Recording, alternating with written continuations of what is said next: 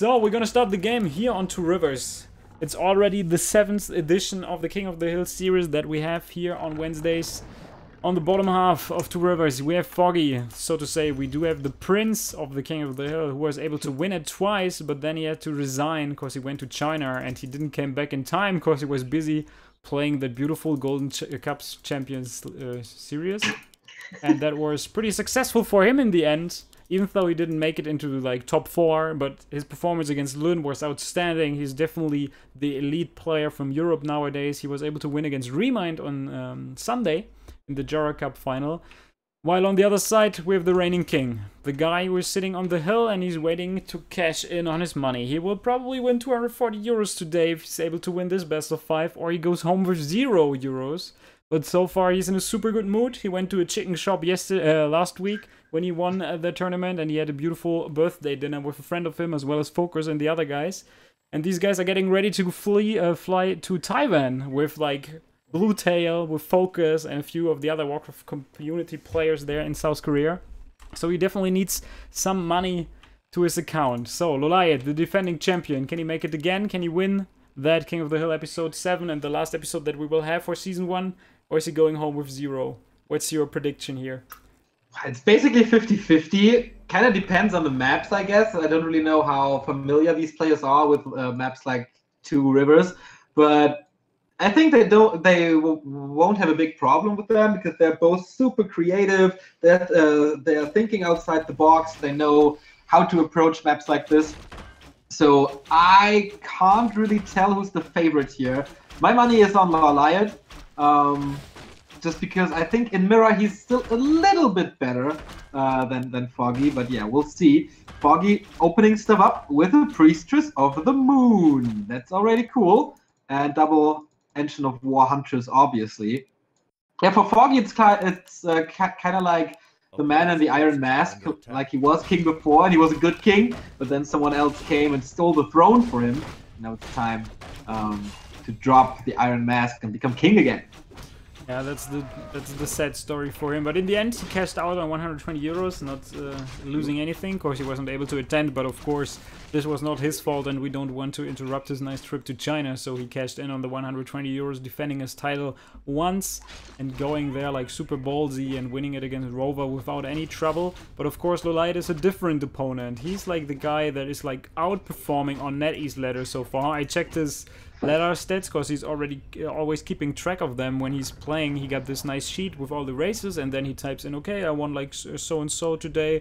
I had like 10-0 against human, 5-0 against orc, and I watched it like a few days ago, and he went like 24-0 in NetEase ladder against the very best, and he's already like super high there. So yeah, he's damn scary, but of course we see the guy that is approaching the game a little bit outside of the box, and that can usually catch you off guard, and this is Foggy.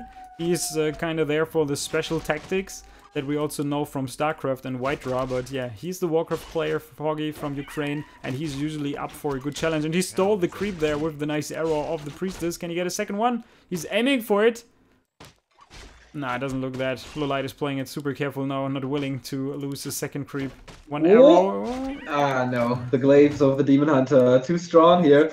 And yeah, no Huntress just yet. Foggy responded, LawLiet responded with a Huntress Hall of its own, so we will have Huntress available when the big storm coming up with the Potom and 2 Huntress.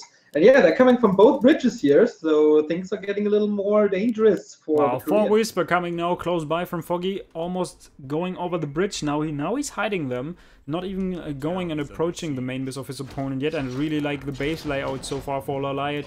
He gets an Age Protector in the far back of his base so that the Huntresses and Foggy cannot intercept and cancel that one. Tier 2 tech is still a little bit away. We do not have a tavern here, we have to say that. You cannot get a Beastmaster, you cannot get any crazy Panda play, and now the Whisper coming in, and it seems that he's going for a tower rush commitment. This is somewhat of an all-in strategy coming out of Foggy. Tier 2 tech is about to be finished there in the main base. That Age Protector is 50% done, and the second Ancient of War is coming. Is he tower rushing inside that main? Yes, he is!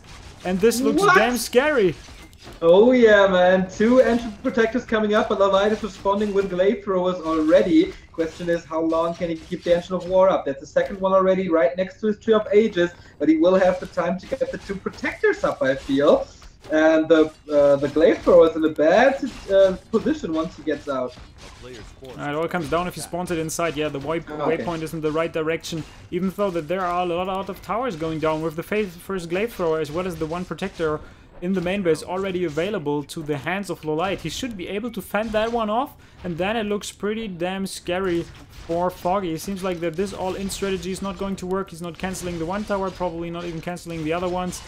Tries to put some pressure on the Demon Hunter. He consumed a lot of Moon Juice, drops lower and lower, but the Priestess on the other side loses a lot of HP as well. The second Ancient Protector fell down without cancelling. Now he's cancelling every single one of them.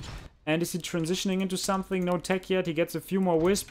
No Tree of Life constructed on the back of that. So there's absolutely no follow-up plan for Foggy. It was an all-in kind of strategy and he wanted to execute it to the fullest. Seems like not working for now.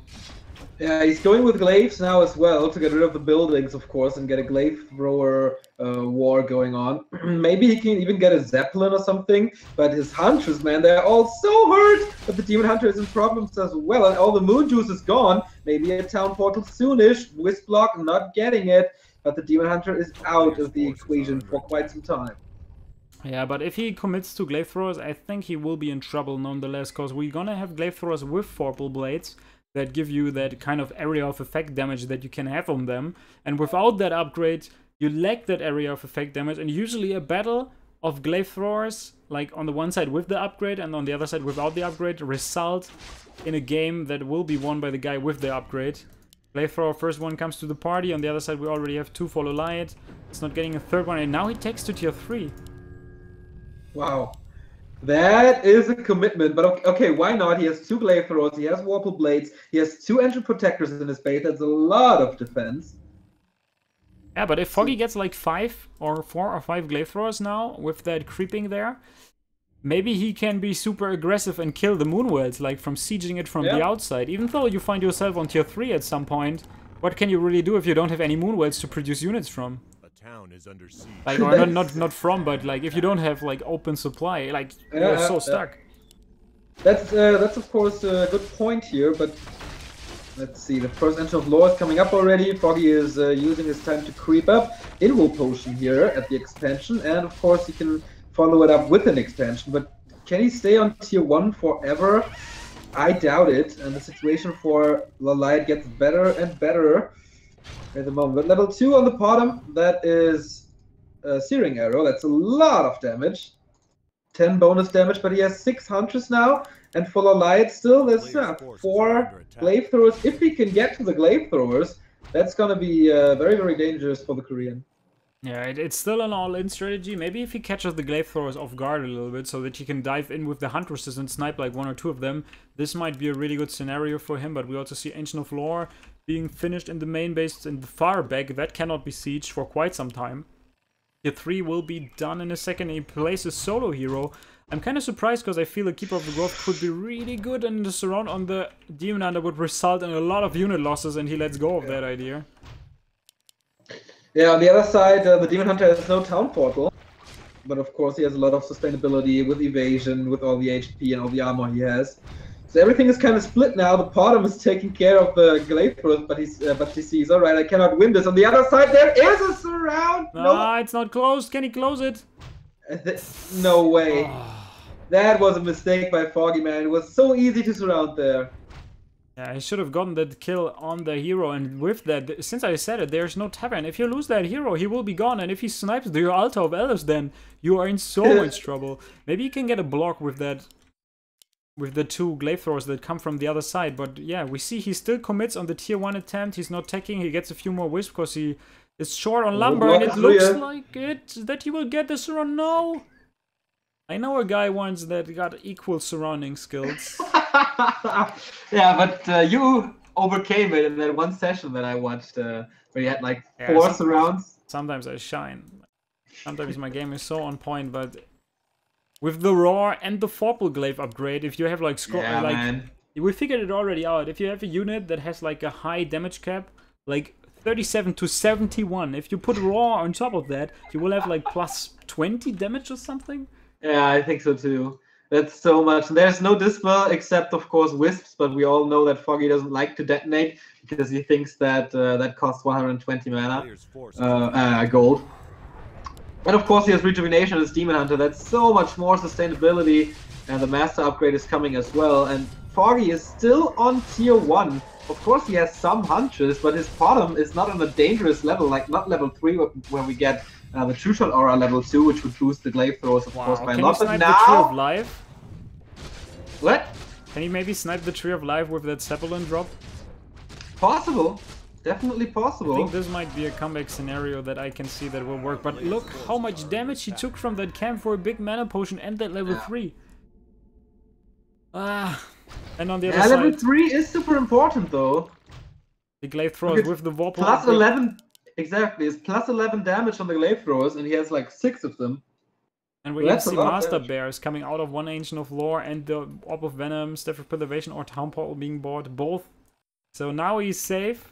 And I'm not sure, he's stretching the game like super long, even though that I feel that he's already like on the clock for a long time. Yeah, I don't really get it either.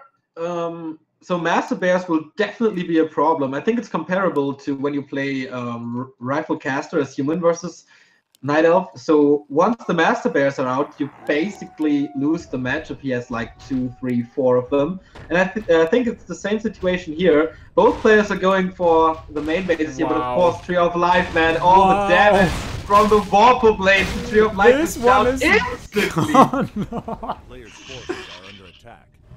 Okay. Yeah, on the other side, look at how long it takes for a Moonwell. But I think he's attacking ground to get rid of the Entry Protectors. Wow. So it's a base race basically now. Yeah, but we will see that LawLiet will Town Portal now, finally. With that nice positioning, he should be able to take the map. Yeah, he even Town Portals in like super aggressive. Foggy is attacking his own glaive for a second, and now we see that LawLiet attacks the trees for a second. Not sure what's happening there, but in the end... look at the hunches! But the big Invo Potion is still on him, and this should be the final nail in the coffin. We have the attack on that. Maybe he loses the hero. There's still a lot of ping involved. No, he uses that Invo Potion. A lot of glaive throwers on the ground. Level 4 for the Demon Hunter. Tree of Life already dead. GG by Foggy. 1-0 lead for LawLiet, the reigning king. Absolute carnage there in front of LawLiet's base. But yeah, what can you do if your Tree of Life gets sniped in like 2 seconds and you have to fight 2 Entry Protectors? There's basically nothing you can do against this, I guess. But yeah, throughout the entire game, timing mistakes by Foggy. That's of course due to the fact that we don't play this map very often. And he thought, okay, if I go Tower Rush and there's no Tavern, what can he do? Well, we saw what he can do. Yeah, that worked pretty good. Next map will be Ancient Isles, so... Well, easy access to Zeppelins. I like Zeppelins, Zappers, Hippogriffs I've seen from LawLiet against Moon, if I remember that correctly. So, a lot of crazy strategies. By the way, do I have to close my window or is it okay for you? I don't hear anything. Ah, perfect. So, the game is already up. We're jumping in it.